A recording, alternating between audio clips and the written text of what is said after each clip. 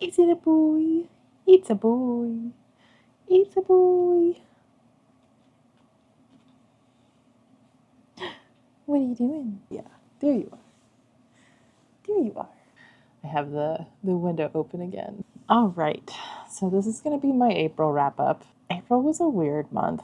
I mean, I feel like stuff went haywire in my brain in March, and I was still on like a big mood reading kick. So I don't know. I didn't read very many books. I'm going to go through some stats first, and then I'm going to talk about all the books that I read. I read a total of 13 books for the month of April, which was 4,671 pages.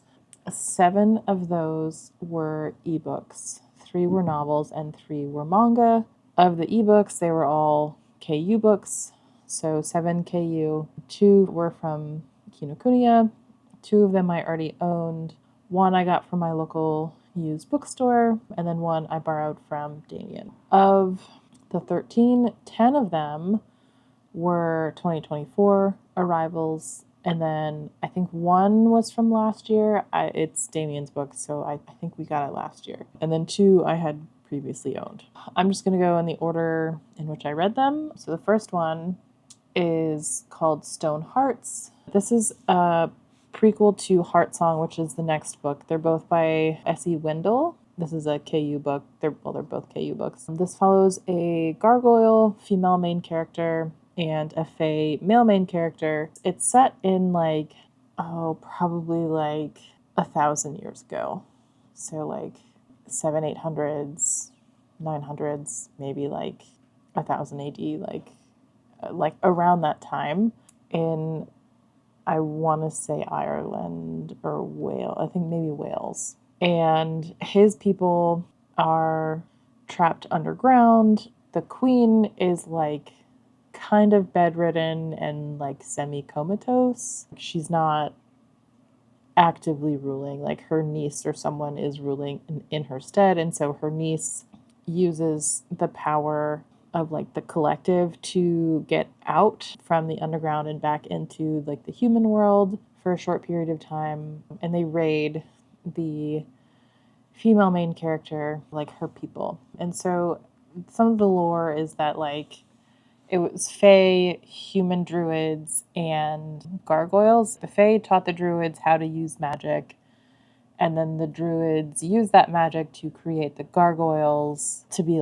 protectors. The magic that they used had been tied to the land for so long that it became its own kind of magic. She tried to go in and reclaim some of that magic and pulled it out of the gargoyles, so they basically turned back into stone. The female main character, Karis, is her name. She has something wrong with her wings, so they're not big enough for her to fly. So she's kind of ostracized and lives on the fringes of her society, but she associates a lot with the druids, so she's familiar with them and kind of the magic. And she's pretty lonely, but one day she's by a well and she meets, he goes by Gavin, his name's Gabriel. Yeah, so she meets him one day through a well, I guess water and liminal spaces allow the fae in the underworld, give them the ability to communicate with the human world. That's kind of how they meet. And then he warns her before the raid happens, and he goes and rescues her, and then she is able to call him out of the underground because she knows his true name, and they mate, so he is able to stay in the human world and isn't forced back into the fae world. But she's now immortal because their lives are tied together because of the magic that allows him to stay out. And over the centuries, they have been collecting the statues of the rest of her people. And before he left, he consulted his queen. I think he was a general, or he was very high ranking among the fae, and I think he served her for a long time. But she gave him a hint that if he found a person who they thought was lost that they thought was dead. Like if he finds her, then they'll be able to figure out how to break the curse that binds the Fae to the underworld. And so like they've been collecting the statues and like trying to find information on what that, like where this person could possibly be, and like where they might be able to find any further information on like the curse and like all of the stuff that's going on. They have this huge collection of all of these statues, and then like it ends kind of in the modern day where they have set up a museum in LA where they put some of the statues on display. They kind of like rotate out the collection. It's not the complete collection that's in the museum, but they've also collected a bunch of other artifacts like from this time period. So like books and like manuscripts and like other physical objects. So it's not just the statues. And then Gavin has an idea. He seems to think that the mating bond is what is going to pull them out from being a statue or like being like fully stone. And so that's kind of where the first book ends. It's a little bit more of a prequel novel. The description says it's 574 AD on the Isle of Albion, very a long time ago. So like 1500 years ago at this point. So yeah, it's a little bit more of like a prequel kind of novel. It shows them getting together, but then it definitely also sets up the rest of the series. I enjoyed it. I think I will probably continue with the series as it comes out. I do think Heartsong just came out recently, so I don't know. I'll have to like try and keep track of the series over time. So Heartsong follows, I remember like his name for the second one as well. What is her name? Anna. There we go. So Anna has just become an assistant at, they go by Carrie and Gavin's museum. So the blurb says fans of Lizette Marshall, S.L. Prater, and the Gargoyles Disney show will love this monster romance novel. Hi, baby. You gonna go look out your window? He's back over there. That tail. So he walks around with his tail like that. Like his tail is never ever like straight up or even like slightly like, you know how like some cats get like a little like hook at the end. His is always like curved over, like it's like a Free Willy tail. It's the best. I always know who it is when they're walking by. Anyway, so Anna has just started this job at this museum, and she's there later one night helping like a new researcher get like settled and oriented, and then there's a break-in where, and it's like straight from a movie, it feels like, where it's like people in like, you know, like tactical gear and like masks, and there's like smoke and stuff, and they like come in and try and steal some of the statues and other objects, I assume. And then she touches one of the statues and it comes to life and flies off with her. I can't remember if he like takes her, I assume he takes her back to, I don't know if they like land in a field somewhere, or if she's like, drop me here, like here's my house or my apartment building. He turns back into stone during the day because they haven't like fully solidified that like mating bond yet. Obviously, that's not the first time they meet either. But she gets asked a ton of questions by the cops, and she thinks that they're still following her to see if she knows anything. And so she's like really on edge because she's trying to keep this gargoyle from being discovered. And like, if anyone comes over during the day, then they're going to see this giant gargoyle statue in her house. And they're going to be like, well, you did it. Yeah, so she's on edge with that. And then her mom is a serial dater and like keeps asking her for money. I think they're not in LA. I think they're in like San Francisco. Wherever they are, it's in like a really high rent location.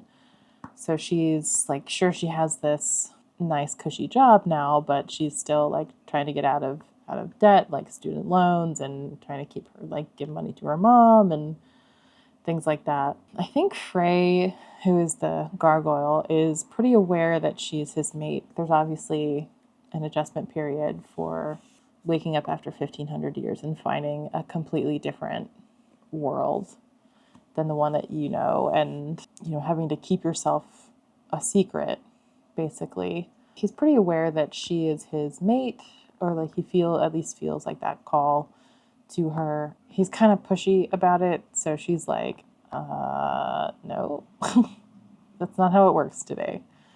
So there's that, like, adjustment factor for both of them.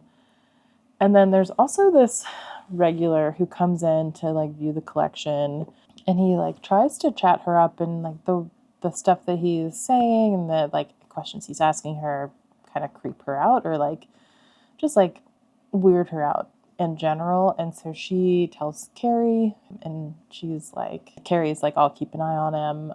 And then he also bugged her computer, and she eventually finds the bug, and she thinks it's her boss because she thinks that they suspect that she had something to do with the break-in. So she, like, slams it down, like, goes and has, like, a big dramatic exit, and, like, slams it down on their desk and is like, I quit, I'm not doing this. And, like, then she gets abducted by the creepy guy, who is also in charge of the people who have been following her, who are not the police. You discover that the creepy guy is a druid who, like, comes from, like, a long line of the druids that they used to know. Obviously not the same exact ones, but it's, like, a long line, and they're, like, trying to, like, make magic a thing again, and have, like, a creepy and nefarious vibe, all while trying to, like, they have another gargoyle with, like, this collar around his neck that, like, allows, it's spelled so that they don't turn back into stone during the day, but it also gives the druids, like, control over them. And so this gargoyle is, like, trying to convince Frey to just put on the collar, but then Gavin and Carrie come to the rescue. Anna also suffers from, like, debilitating migraines when she gets stressed. That's kind of a running thing through the story. It kind of ends, Frey and Anna get, like, resolved, and they have kind of their happy ending, but then there's, like, an epilogue where the researcher is talking with someone. Clearly it's probably another gargoyle, because two of the statues go missing, and it's Frey and then another one.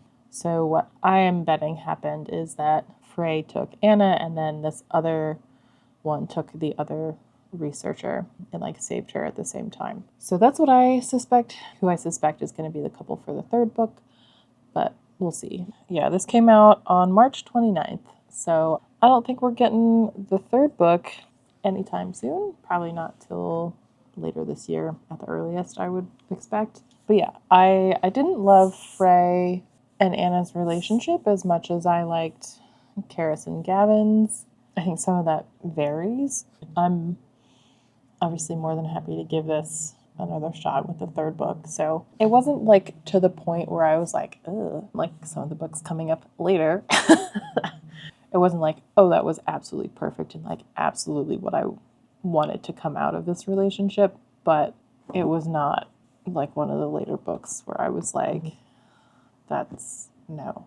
This is now right now for me.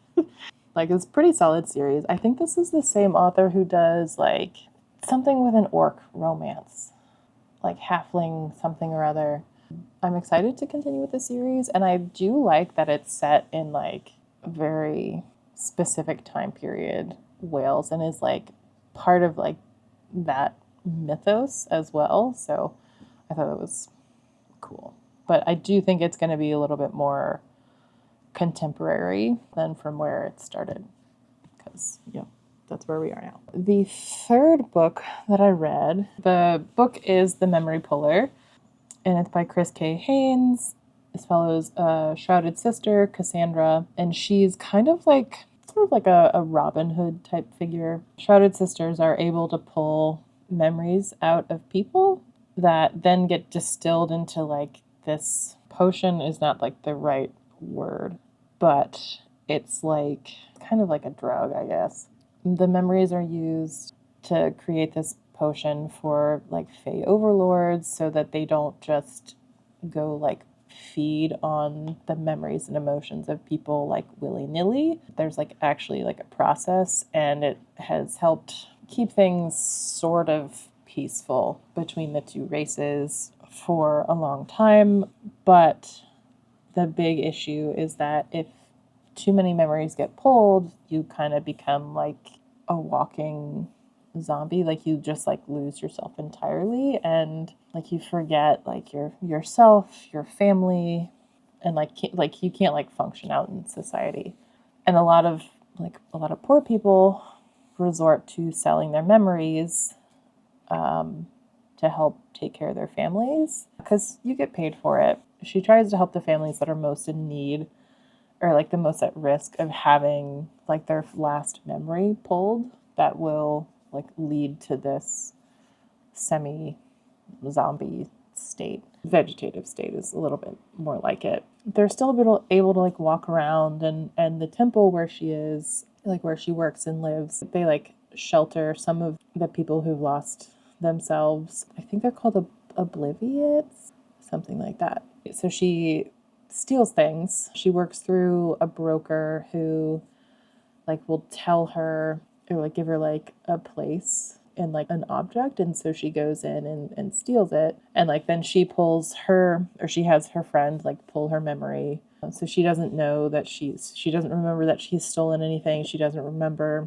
like the only thing that she remembers is that she like where she leaves the item. One night she is caught by a Fae officer who's like on solo duty patrolling like the high society part of town, and he catches her, and she convinces him to like let her go, and he tells her that she has to pull his memories so he doesn't remember that he met her and can say that like I've never seen her before in my life, like I don't know how this happened. And nuns, like other sisters, go missing, and then he and his partner are kind of told to start this, not really a task force because it's just the two of them, but like conduct an investigation on where they might have gone, and like because two of them are kind of just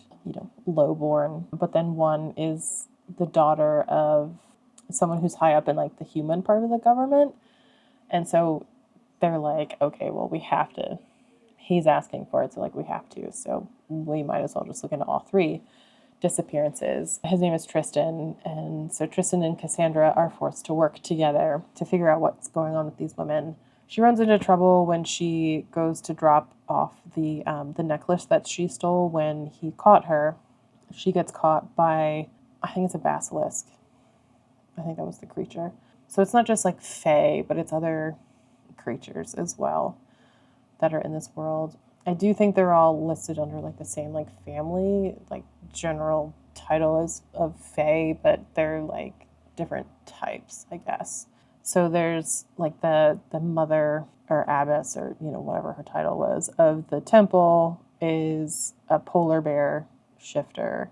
I know there's a tiger shifter, and Tristan has wings. There's a whole group of them that have wings, and it's like some of them have feathers and then some of them have like bat wings, I think. But yeah, I really enjoyed this one, and the relationship made sense, like the development of like the feelings made sense. And then her roommate, I know they're best friends, but I think they're roommates. The roommate, her name is Xenia. She and like Tristan's partner, I think his name is Kale or something. I don't know. Starts with a C, I think. Like they start having like a budding attraction, and then they figure out what happened to the sisters that went missing, and they resolve that part of it, but it's like very clear that there's more corruption and other things that are going to come their way in the future. I have the second book checked out, I guess, but I have that ready to go. I have not started it yet. And I do think it's going to expand on like the world itself, and then I don't know if it'll focus entirely on the friend and the partner, or if it'll be kind of back and forth between the two pairs. I think the world is going to start opening up a little bit. So I'm excited to read more of that one as well. I got bamboozled into the next couple. Well, probably the rest of them, except for the physical books. I read Arctic Hearts based on some fan art about one of the sexy scenes. And it's this girl who is part of like a monster family, but she didn't get the monster gene, and so she is basically just a regular human.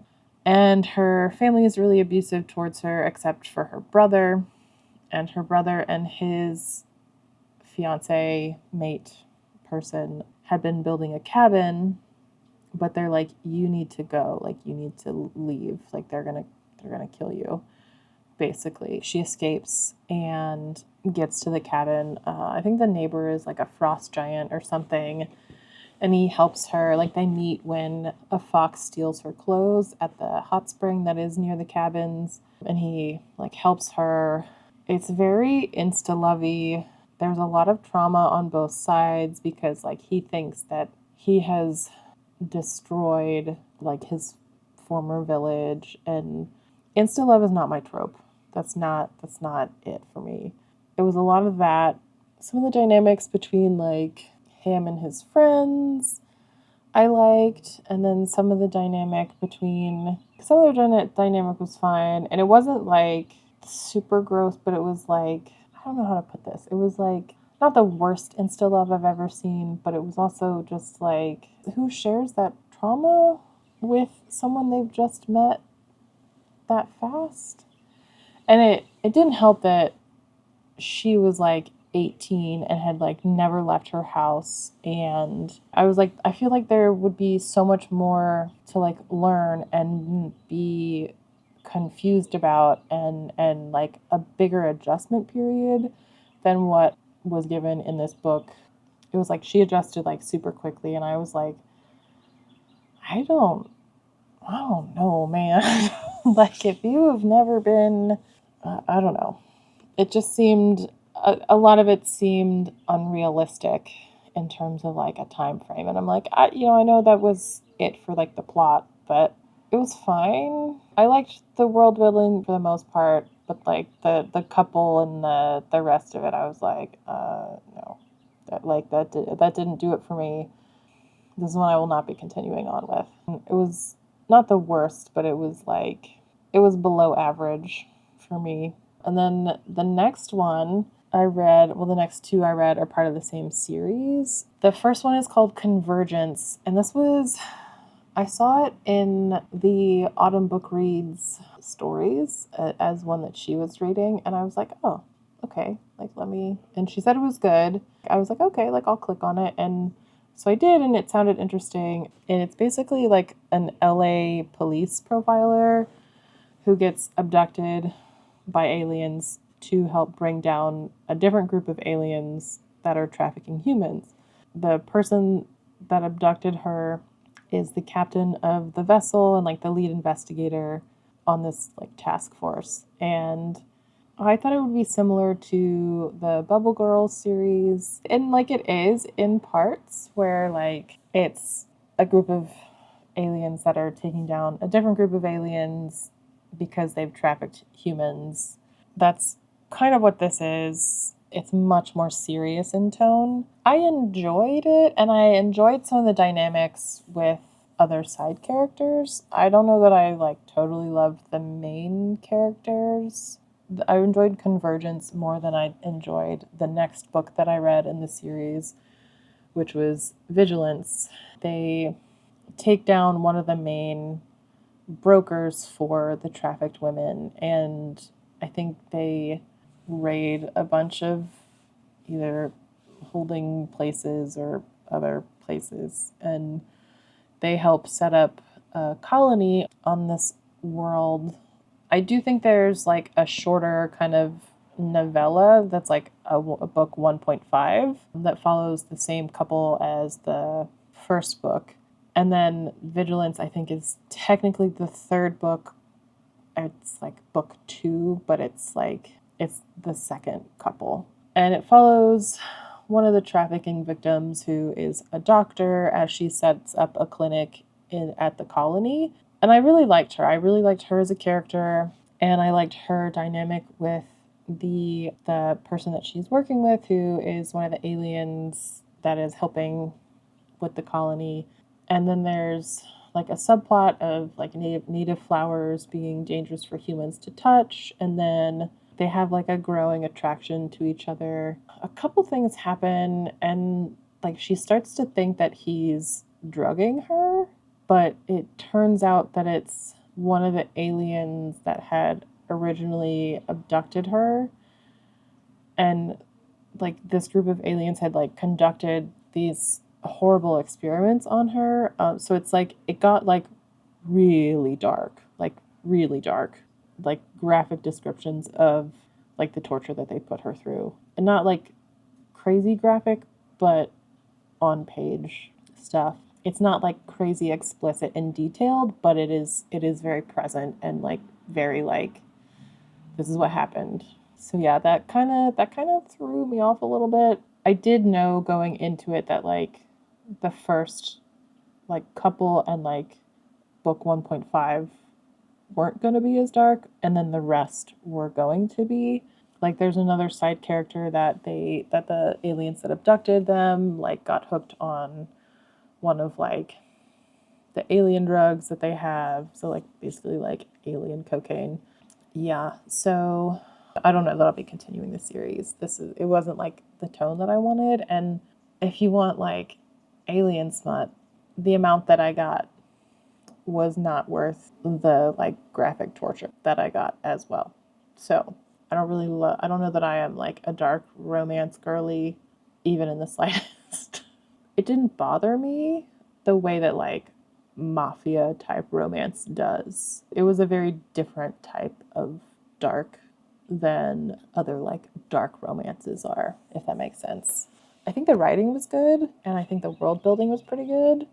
And like especially like the other like political sides of everything. Like the main female character from the first book was like you find out a lot of the alien men who were sent to help the women who had been trafficked, that they had been sent to help set up like a mating program. And she was like, absolutely not. These women have been through hell, and you're going to watch what they've been through. To like the person who like kind of knew and was like, I think he's some sort of ambassador type person. So she was like, no, you're going to sit here and watch this and know what she's been through. And this is just an example of what all of these women have been through.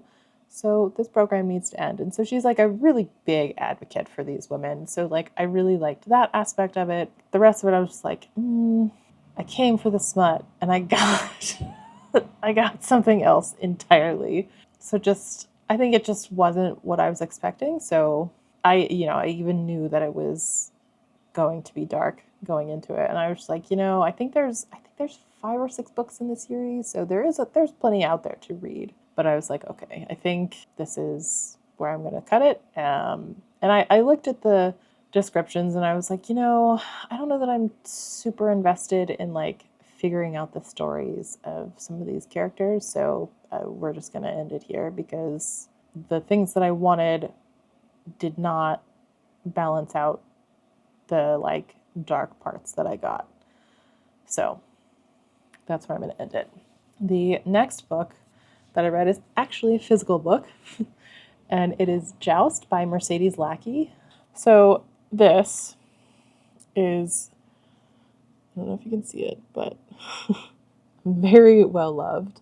I've had this since I was in high school. It came out in 2003. I had been working on my tandem read of Empire of Storms and Tower of Dawn. And Tower of Dawn had put me in such a huge mood for desert fantasy, which like I love desert fantasy. Like yeah, I have like an entire shelf dedicated to it. Up here, there maybe, and it's like I have this, and then I have at least 15 books on my TBR shelf that would fit in that category. But I didn't want to start, I don't want to pick up anything new or like work on a new series or even one that I had like picked up the first one of. Like I was like, okay, I don't want anything new.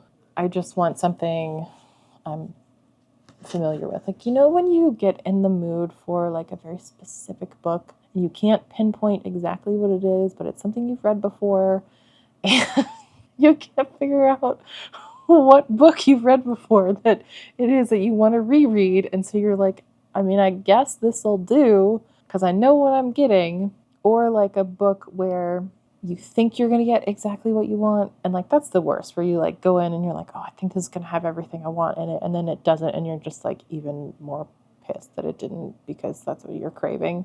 I didn't want to do that either. I was like, okay, don't set yourself up for failure. So I was like, okay, we can at least take the edge off with this. So this follows Vetch, who is a serf.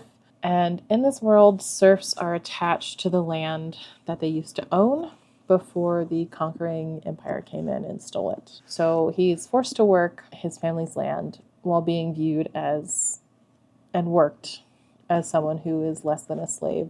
Like, it's repeated that serfs are even less, or like looked at as even less than slaves multiple times through the book. And he's like this scrawny little kid, and he is hauling buckets one day when a dragon rider stops by the farm, takes one of his buckets, and he's like pissed because if the person who has like bought his family's land sees him, he's going to be like, he's going to come out and yell at him and beat him, basically. And that's exactly what happens. And so the dragon rider is like, okay, well, I'm gonna commandeer him. So in this world, jousters are like pseudo nobility, and like they answer to like the commander of dragons and the emperor, and that's basically it. Like, they don't answer to anybody else. They're allowed to basically take whatever they need for themselves or their dragons. And so he commandeers Vetch to become his new dragon boy. Dragon boys take care of the dragons and their riders, but Ari's dragon, Ari, his dragon his name is Keshet, and he is like very picky and demanding.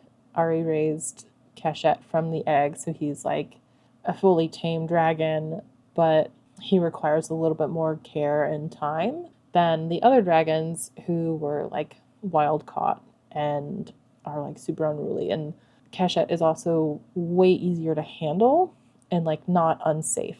Vetch learns how to take care of him and like gets to know Ari and becomes like the best dragon boy out there because he takes such stellar care of this animal. And he's like, man, I get fed here as much as I want. Part of the thing is that he sleeps in the same pen as the dragon, where the other boys have their own quarters. And he's like, that's fine. I don't want to be there anyway. Like, they're probably going to bother me. That's limited by him being forced to sleep in the same pen as Keshet. Keshet really likes him. Ari really likes him. The overseer really likes him and like thinks he does a really great job. And like he's very observant and all that sort of stuff. One day there's an accident on the training grounds where two of the dragons start a mating dance, and like one of the riders falls and gets injured, and then the dragon boy for the female dragon, who is the same as that rider, he leaves because he's like terrified of her and has been underfeeding her and that sort of thing. Part of getting to know Ari is that like he was a scribe, and like he figured out how to raise Keshet from the egg by like reading about dragons and like going out in the wild and watching them in the wild dragons. And so he like knows all about them and like tells Vetch all about them and is like happy to have someone to just have like a conversation about dragons with. So Vetch learns all of this from Ari, and he sees his opportunity to possibly replicate that and have his own Keshet after this incident with the two mating dragons. And so he volunteers to take care of the female dragon in order to try and have an egg of his own. So she hatches an egg, and Vetch takes it, puts it in the pin that's next to Keshet, so he can like turn it, watch it, all of that. Eventually, she hatches. He names her Avatre after sunrise, sunset, one of those. And around the same time, Haraket, the overseer, hires a bunch of new dragon boys that were like former falconers and other animal caretakers. Like they have like cats, like the big cats. So they have some of those kind of animal caretakers brought in for a new batch of captured hatchlings. And Vetch starts helping one of them train one of the new hatchlings, and like he's kind of learns what he should be doing with Avatre. At the very end of the book, he gets caught on her back one day and flees to the desert to try and make it to the capital city of the former empire, or like his former empire.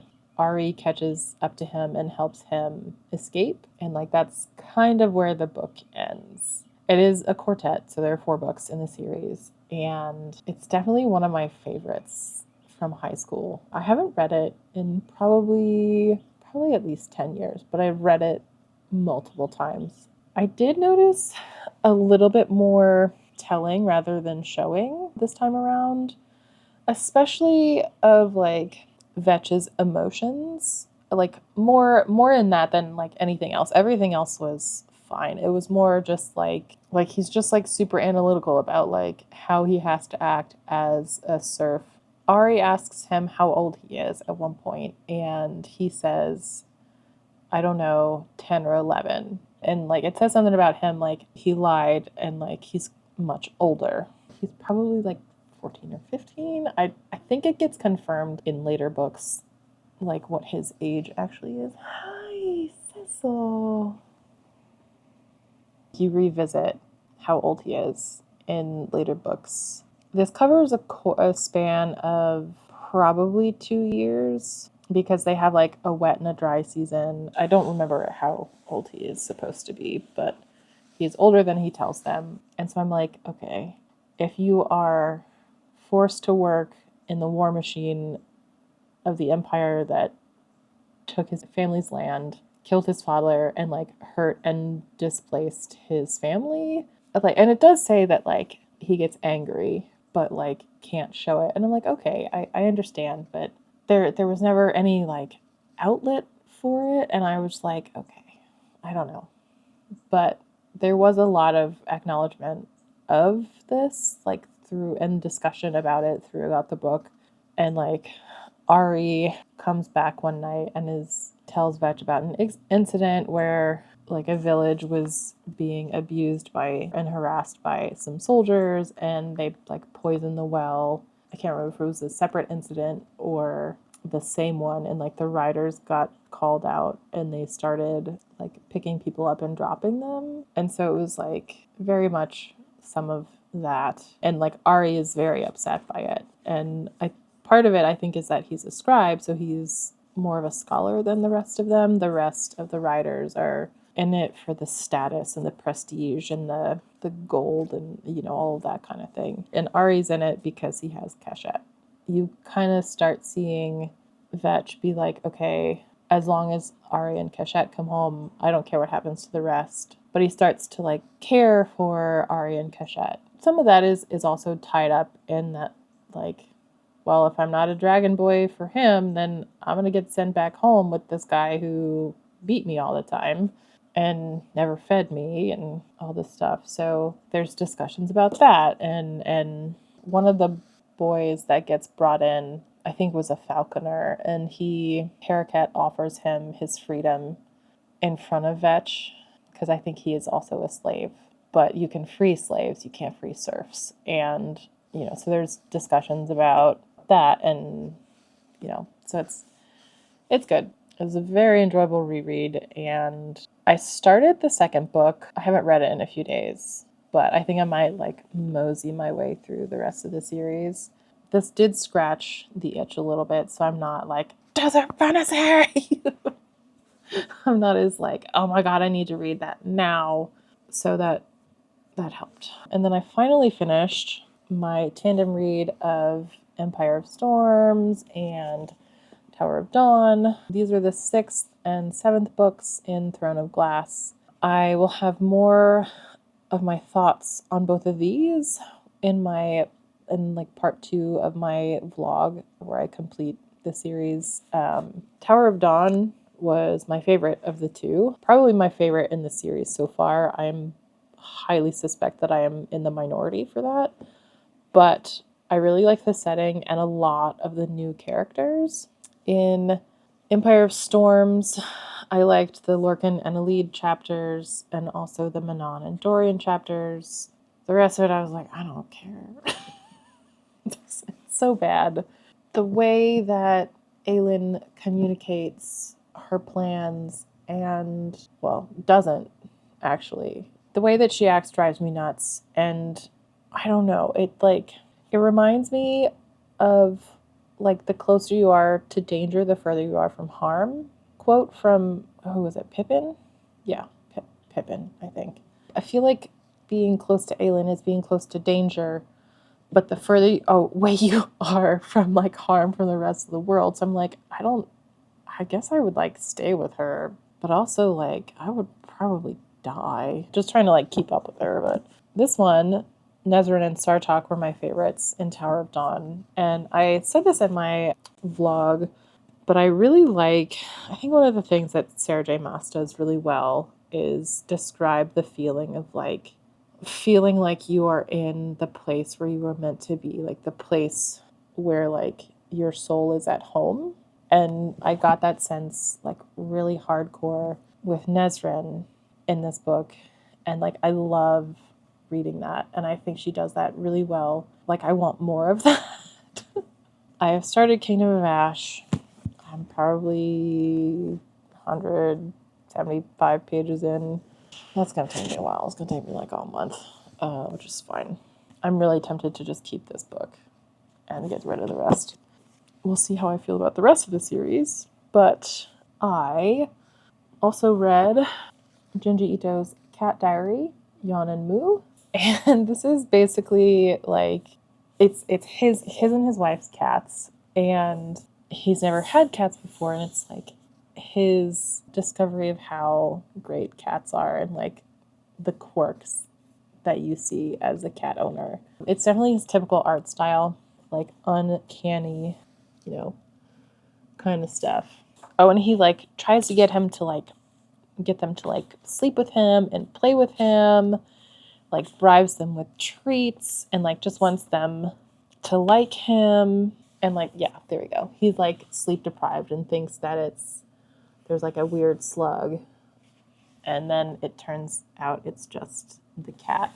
I had a good time. I thought it was really cute. This is the one that I borrowed. It's from Damien. And then the next one I read was the Full Metal Alchemist 4-panel comics. Very, very short. It's like all of like the additional little like bonus like comics that were in the mangas, in the games, novels, etc. There's lots of references to the original story and some slice of life things and some like alternate endings to like some of the events and things like that. Like there's a Hughes one, so it was just really fun. Like Full Metal is one of my favorites for like everything. I think this might be my favorite book of the month, or Tower of Dawn for like a novel. I also got bamboozled into reading this next one. It's called Have Mercy. I think Annie Henderson is the author. I saw this. I think it was just like an ad. It was either on my TikTok or on my Instagram, and it was like, oh, here's like the premise. And I was like, oh, okay. And then I like thought about it, and I was like, maybe I'll check it out. And so I did, and I was like, okay, Okay. It was not great. It was pretty terrible. It was infuriating is what it was. So the gist is that 18 years ago, there were these two high school sweethearts and they'd been together for forever. Her name is Elise, but she goes by Jenna now. Yeah, it's labeled as a second chance romance. And I'm like, his name is Jamie. Her name is Jenna. They were high school sweethearts. And then one day she found out she was pregnant. She tells her friend, who I think is named Julia. There's a lot of J names in this. But she never gets to tell him because she gets kidnapped and like tortured for 3 months to try and like break her so she can be sold to human traffickers. The person, gosh, another J name, his name is Josh. The person who is torturing her lets her go because she reminds him of the first person that he took. And she returns home to find her best friend and Jamie, her boyfriend, sleeping together. No one believes her that she was kidnapped, and he's a year ahead of her. So he had graduated and he leaves with his friends so they can go to LA to start a band. And then Julie is also pregnant and moves out to LA with them. And then you find out pretty early on that the friend, Julie, I'm just going to call her Julie, is the one who paid to have her kidnapped and to have them like try and get rid of the baby by like beating her. And so Jenna keeps her baby a secret and only tells Jamie's mother that it's his because like she's the only one who believed her. She ends up becoming an FBI agent to fight human traffickers, and she works under the guy who kidnapped her and tortured her.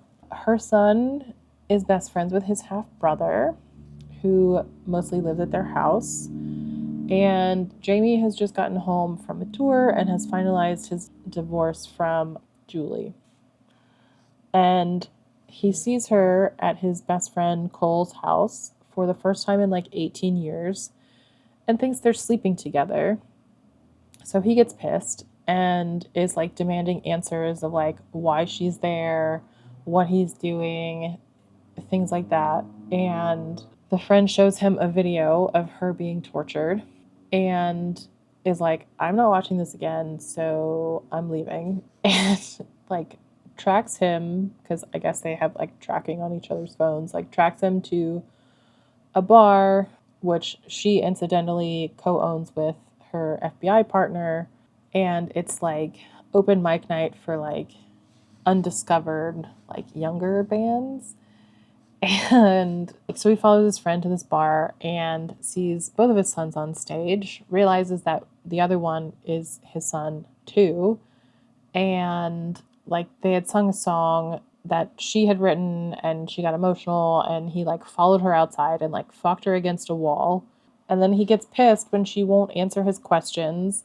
And he doesn't get it when she like explicitly says that if anyone finds out about her son, it will put his life at risk. And then at one point, her FBI partner sedates her because she's like working too hard and has been up for 48 hours. She's working a case where she realizes she's getting tips from her son who has hacked into the FBI network and that he can do it without leaving a trace because she taught him how. And then they figure out that Josh and Julie are siblings and that he was raised by people who weren't his parents. And when he disappeared after letting Jenna go, Julie was forced to take over the family business. I'm not even done. Julie turns up again and takes her son hostage to get Jamie's attention and then tries to like sell her son into the family business. And then Jenna's son like also gets caught trying to save him. And like she gets caught and killed and everyone is fine. She was like a terrible person and also a terrible mom. So like her son isn't really all that upset. So, and then they all move in together. Then 9 months later, Jenna has a daughter. Oh, and then she takes Jamie to a safe house where like women who have been victims of human trafficking are housed like after they're able to get out of the hospital. And she's like, don't say any personal information. Don't say my name. Don't say your name. Don't say anyone's name. If you have to talk to me or like refer to me, call me Jay. And that's it. What does this man do when they get behind like closed doors, like in an office where they can probably be overheard?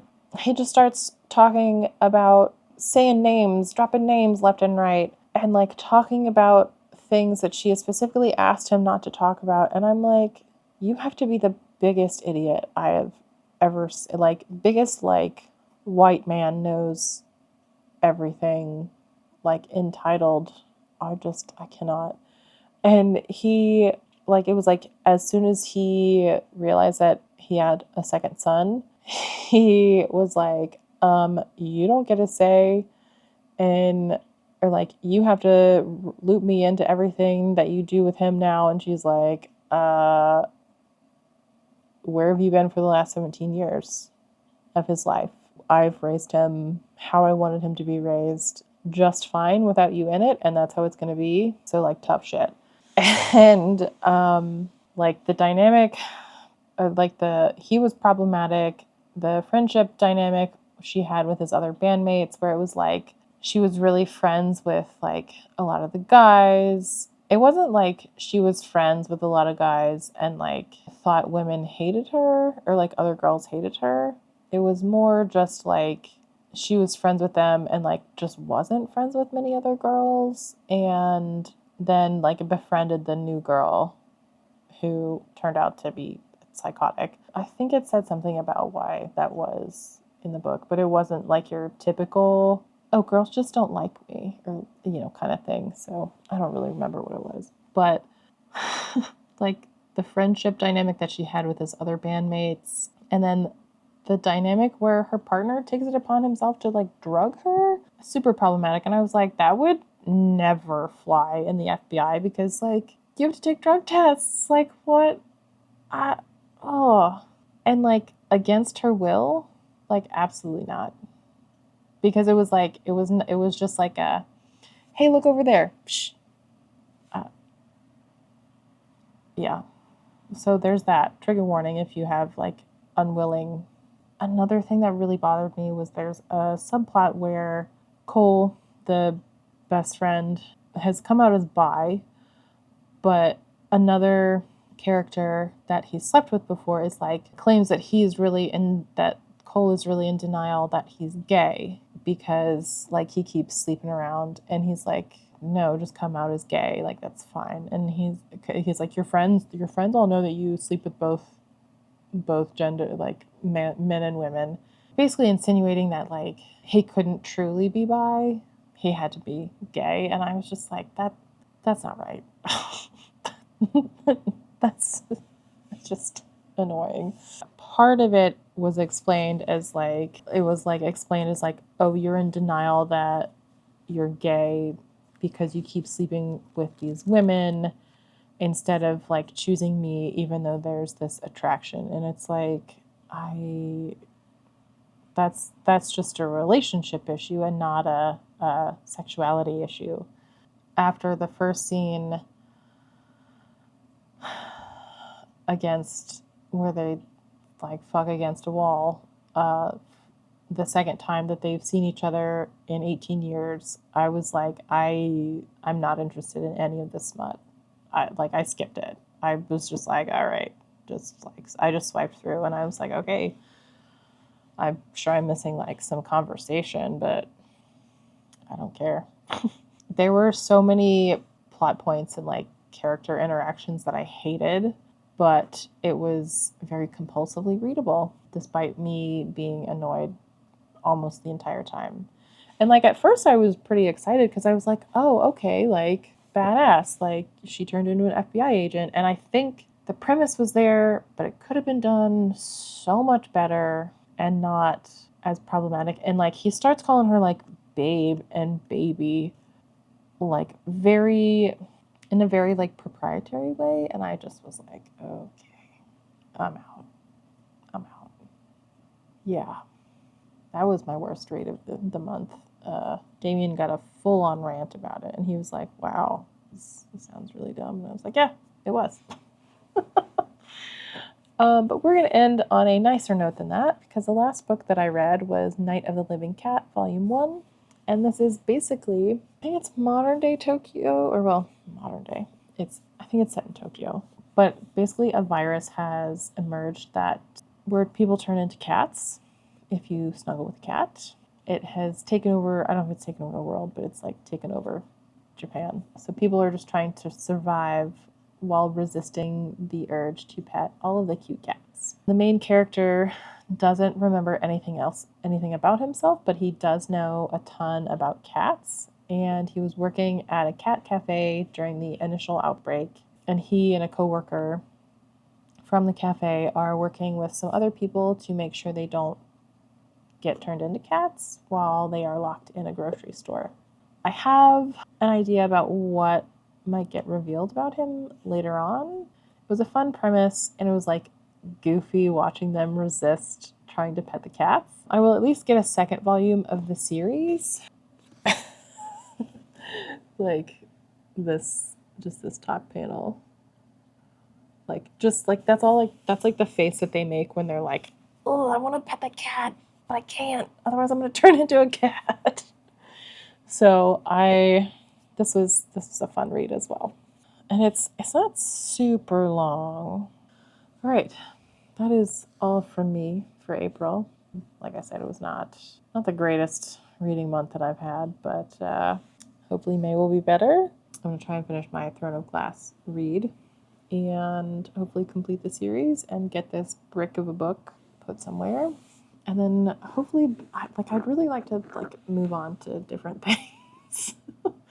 And maybe actually tackle some of the other desert fantasy that I have and all that kind of stuff. Part of why April was really slow is that I had events almost every weekend. I think 3 weekends in a row I had some sort of event to go to that took up like the majority of my weekend. So I just didn't have time. Anyway, I hope you all had a really good reading month and are having a good start to your May. Let me know if you had any favorites or if you've read any of the books that I talked about, and I will see you guys next time.